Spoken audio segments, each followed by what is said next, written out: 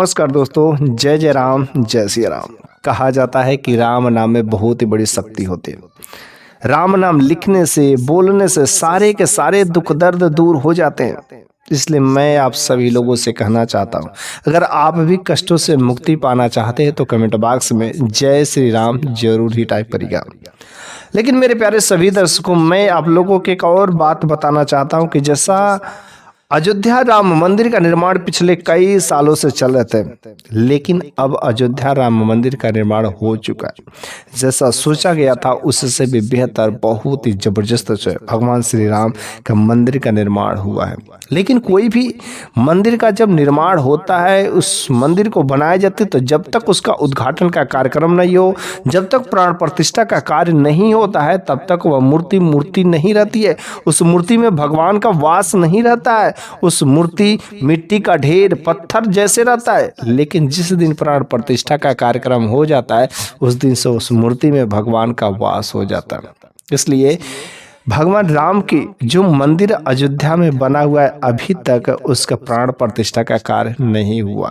लेकिन इस बार 22 जनवरी 2024 में इस भगवान श्री राम अर्थात रामलला का जो मंदिर का निर्माण हुआ है, वो उद्घाटन का कार्यक्रम का दिन रखा गया। लेकिन 22 जनवरी अर्थात भगवान श्री राम के मंदिर का प्राण प्रतिष्ठा का कार्यक्रम होने से पहले ही कुछ ऐसे वहां पर गजब के चमत्कार देखने को मिल रहे हैं, जिसको देख करके लोग बिल्कुल ही दंग रह जा रहे हैं। कुछ गजब का चमत्कारी घटना इस समय को देखने को मिला है कि जिसको जान करके वहां के जो रहने वाले साधु महात्मा हैं, वे लोग बिल्कुल ही चकित हो जाते हैं। उन लोगों ने देखा कि एक लड़की जो सरजू नदी पर बिल्कुल ही दौड़ती हुई, जब उन लोगों ने देखा कि एक लड़की सरजू नदी के अर्थात पानी के ऊपर कैसे चल रही है, कैसे दौड़ रही, इस घटना को देख करके बिल्कुल वहां के साधु महात्मा दंग रह जाते, हैरान हो जाते।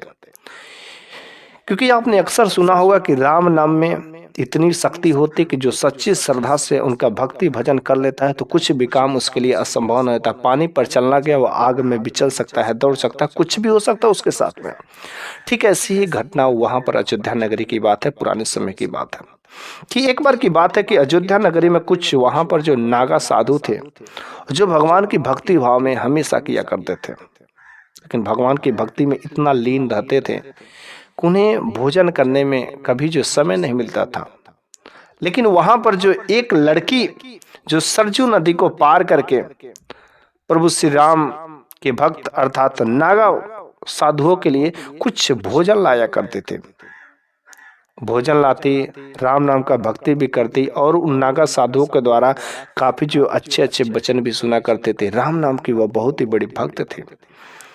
इसी बहाने भोजन लाती और प्रभु राम का गुणगान भी किया करते थे। इस तरह से वह लड़की भी प्रभु श्री राम की बहुत बड़ी भक्त हो गई थी।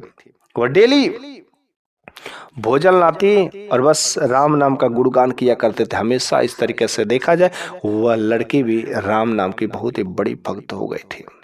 लेकिन एक बार की बात है कि जब वह लड़की भोजन ला रही थी तो उससे रास्ते में नाव नहीं मिला। जब नाव नहीं मिला तो उस दिन भोजन लाने में लेट कर गई। तो साधु ने पूछा कि बेटी, आज तो तुमने क्यों लेट कर दी? तो उस लड़की ने बताया कि बाबा, आज रास्ते में नाव मिलने में काफी लेट हो गए, जिसकी वजह से नदी पार करने में काफी समय गुजर गया, इसलिए मैं क्षमा मांगता हूँ। तो साधु बाबा ने कहा कि देखो बेटी, राम नाम में इतनी शक्ति है कि बड़े से बड़े भव सागर को भी वह पार कर सकता है। तो तुम ये छोटी सी जो नदी है, क्या तुम इसको नहीं पार कर सकती हो? अवश्य ही तुम पार कर दोगे। और यह बात जो है उस लड़की के दिल में बैठ जाते हैं।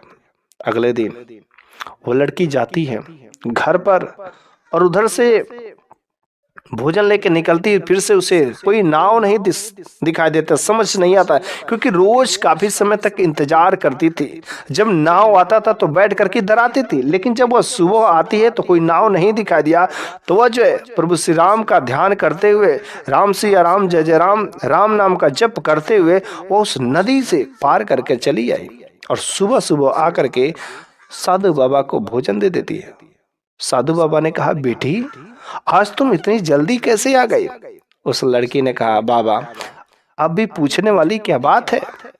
आप ही ने तो कहा कि राम नाम में इतनी शक्ति है कि राम नाम लेने से क्या होता है कि कोई भी इंसान बड़े से बड़े भवसागर को भी पार कर सकता है। और बस आपने जैसा बताया था, आपने जैसा भागवत में बताया था, बस मैंने राम नाम का गुणगान किया, राम नाम लेते हुए उस नदी को पार करके चली आई। साधु बाबा ने सोचा कि शायद ये मजाक करेगी, जैसा मैंने बोला था वैसे ही चली आई। 1 दिन हुआ, 2 दिन हुआ, 3 दिन हुआ, लेकिन रोज पूछते कि बेटी आज तुम कैसे आई? तो वह लड़की बोलती है कि बाबा अभी पूछने वाली क्या बात है, जो आपने बताया था कि राम नाम का लेते हुए बस उनका मैं नाम लेती हूँ और बस नदी पार करके चली जाती हूँ। लेकिन वहां पर जो काफी लोग साधु बैठे हुए थे, तो तुम लोगों ने पूछा क्या बेटी वास्तव में तुम ऐसा ही राम नाम लेकर के आती हो? उस बेटे ने कहा हाँ बाबा, अगर आपको विश्वास नहीं हो तो चलिए मैं आप लोगों को दिखा देती हूँ। सभी साधुओं का समूह लेकर के उस नदी के किनारे पर पहुंचती है और वह राम नाम का जप करते हुए पानी पर चलना शुरू कर देती है। जैसे पानी पर चलना शुरू कर देती है, वे लोग देख करके थक्का पक्का रह जाते हैं और बस उसके बाद उस लड़की को बुलाते हैं और लड़की के चरणों में गिर जाते हैं। कहते हैं कि देवी आप धन्य हैं, आज से आप मेरी गुरु हैं। मैं इतना दिन से हम लोग जो भगवान श्री राम का पूजा करते, पाठ करते, तपस्या करते, लेकिन पानी पर हम लोगों को चलने की क्षमता नहीं है। हम लोग बस राय दिए हैं, भागवत में कहे हैं, लेकिन कभी सच्चे दिल से उनका आचरण नहीं किया।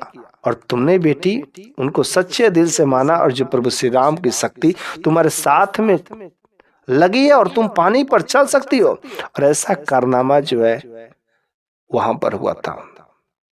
और इस घटना को देख करके राम नाम में कितनी बड़ी शक्ति है, सब लोग बिल्कुल ही दंग रह जाते हैं। तो बेटी ने कहा कि बाबा सब आप लोगों ने जो बताया बस मैंने वही किया, और यह जो बिल्कुल ही सत्य घटना है, क्योंकि राम नाम में बहुत ही बड़ी शक्ति होती है।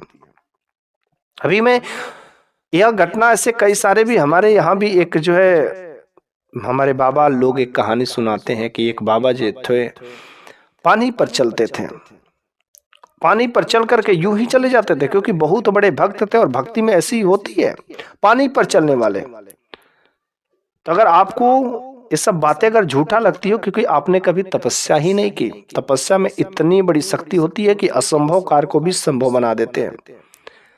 तो इस तरीके से अयोध्या का जो राम मंदिर का निर्माण हो रहा था, अगर आप भी भगवान श्री राम प्रभु श्री राम के भक्त हैं तो कमेंट बॉक्स में आप जो जय श्री राम जय जय राम जरूर लिखेगा। तथा साथ ही साथ मैं आप लोगों से बताना चाहता हूं कि राम नाम में जब तक आप भक्ति करेंगे तो इस बात की मैं गारंटी देता हूं, इस बात को तो मैंने और कई सारे लोगों के साथ मैंने खुद प्रूफ किया है कि अगर आप भगवान की भक्ति करते हैं तो आपको कोई भी बीमारी नहीं छू सकती है। 100% है। हाँ, या पानी पर नहीं चल सकते, आग में नहीं कूद सकते हैं, लेकिन एक बात की अवश्य गारंटी इस कलयुग में अभी भी आपको मिल सकता है कि बस सब प्रभु श्री राम के चरणों में आप अपने आप को समर्पित कर दीजिए, भगवान का नाम लीजिए। मैं इस बात का गारंटी देता हूं कि आपके तथा आपके परिवार में 1% का 1 रुपया का भी दवा नहीं लग सकता है। जो भी भगवान के भक्ति में लीन रहता है, क्या आपने कभी सुना है कि भगवान के भक्त को बहुत बड़ी बीमारी हो गई? अरे बीमारी रहती ठीक हो जाती है, उसे कभी कष्ट नहीं था, कितना भी कष्ट होता, लेकिन बहुत बड़ी बड़ी बीमारियां नहीं हो सकती। आप 5 रुपया ही कमाएंगे लेकिन 5 रुपया में खुश रहते हैं। ये होती है भगवान की भक्ति में ताकत होती है। कोई भी भगवान का भक्त बहुत बड़ी बड़ी बीमारियों से झेल नहीं सकता है, क्योंकि भगवान उनके साथ में रहते हैं। अगर आप भी अपने परिवार का सुख चाहते हैं, उनके स्वास्थ्य में कुछ भी गड़बड़ी नहीं चाहते हैं, सुखी चाहते हैं, तो आपको भगवान की भक्ति करना ही पड़ेगा। भगवान की भक्ति में जो लीन रहता है, क्योंकि भगवान उसका रक्षा करने वाला हो जाता है, भगवान उसका रक्षक बन जाता है, क्योंकि भगवान अपने भक्त का कभी जो है अहित नहीं होने देंगे। अगर कोई आपके ऊपर डोरा भी डालने की कोशिश करता है, उसका जाल फेंकता है, कोई काला जादू करता है, तो कुछ नहीं हो सकता है, क्योंकि भगवान आपके साथ में है। यदि प्रभु श्री रामचंद्र जी तथा साथ में हनुमान जी महाराज की कृपा यदि आपके साथ में रहेगी तो आपका कोई बाल बांका भी नहीं कर सकता। राम नाम में इतनी बड़ी शक्ति होती है। बस कमेंट बॉक्स में जय जय राम जय सिया राम जरूर लिखिएगा।